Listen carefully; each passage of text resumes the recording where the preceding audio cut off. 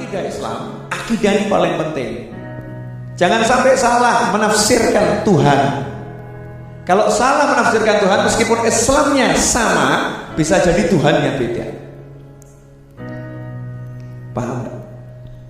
Contoh begini, akidah Ahlus Sunnah wal Jamaah. Akidah Ahlus Sunnah wal Jamaah ini usulnya, Allah itu tidak berdiam di suatu tempat, karena maha suci Allah dari berdiam di suatu tempat. Itu Ahlus Sunnah wal Jamaah.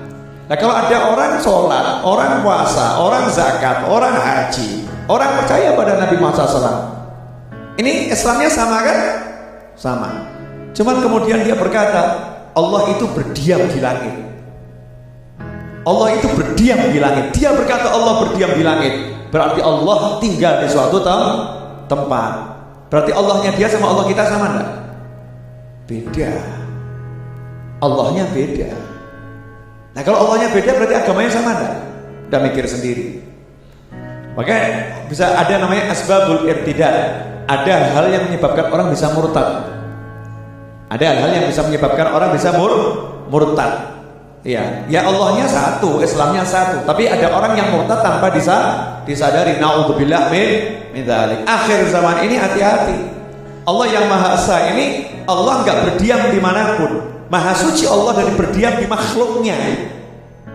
Ya, Allah meliputi segala sesuatu. Allah tidak diliputi oleh apapun.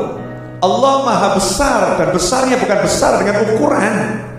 Besarnya bukan dengan besar dengan ukuran. Hati-hati terhadap terjemahan Al-Quran yang dari Saudi. Hati-hati, karena banyak catatan kaki yang tidak sesuai dengan akidah Ahlus Sunnah wal Jamaah. Pakai Al-Quran yang cetakan resmi dari MUI, dari Depak, itu kita pakai. Tapi kalau dari luar, hati-hati, karena akidah di luar sana itu macam-macam. Catatan kakinya sering berbeda dengan akidah Ahlus Sunnah wal Jamaah. Kita ini NU Asy'ari, ya, akidahnya Asy'ariyah, Maturidiyah, bukan akidah yang lain. Orang lain punya akidah lain, terserah. Punya akidah yang lain, terserah.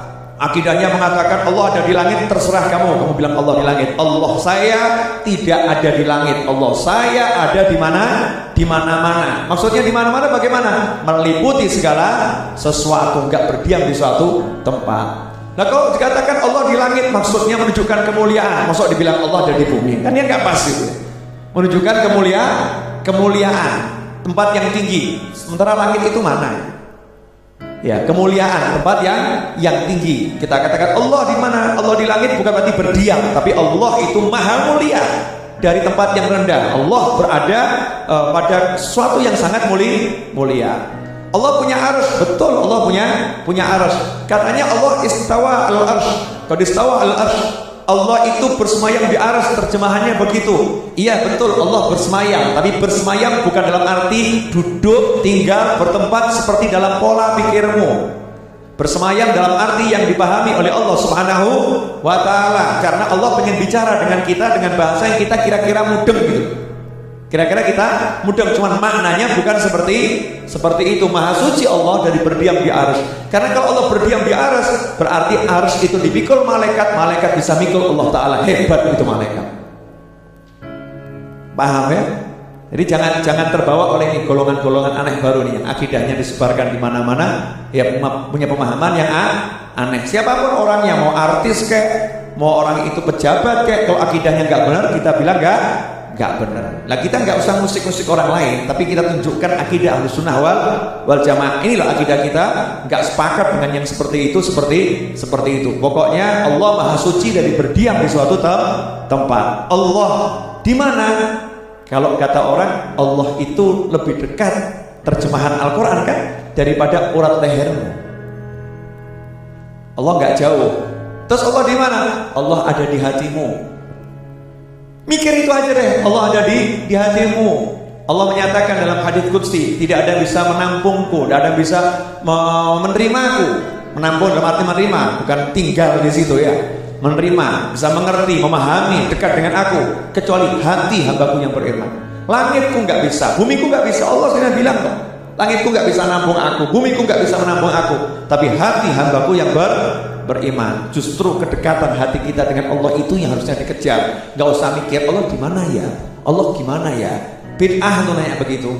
Gak pernah sahabat nanya-nanya begitu, mikir-mikir begitu. Justru pikirkanlah kedekatanmu dengan Allah. Bagaimana hatimu dengan Allah? Bagaimana ketika disebut nama Allah? Apakah bergetar hatimu? Idza dzukirallahu wajilat qulubuhum. Kalau disebut nama Allah hatinya bergetar. Lah kita disebut nama Allah hatinya getar atau hatinya tenang gitu ya?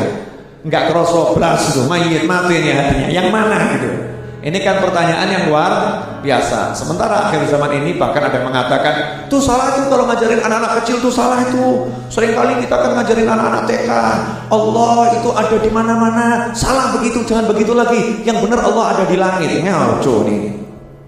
Saya pengen ngomong begini karena saya lihat dengan mata kepala saya sendiri dan mendengar dengan telinga saya sendiri. Ya, orang yang bicara seperti itu. Makanya hati-hati. Ya, perlu kita baca akidah lagi dengan baik. Allah tidak berdiam di manapun. Maha suci Allah dari berdiam dari makhluknya, di tempat makhluknya. Allah tidak dibatasi dimensi ruang ataupun waktu, karena semua itu ciptaan Allah Subhanahu wa ta'ala. Lantas bagaimana? Otakmu nggak cukup untuk bisa kenal Allah. Karena kamu ciptaannya Allah, jangan bergaya pengen bisa mengerti Allah dengan sebenar-benar pengertian. Karena itu Sayyidina Abu Bakar Siddiq menyatakan, Maha suci Allah, ya, yang menghijab dirinya sendiri untuk bisa dikenali oleh makhluknya dengan sebenar-benar pengenalan. Gak mungkin bisa, otak kita segini kok mau kenal Allah Ta'ala.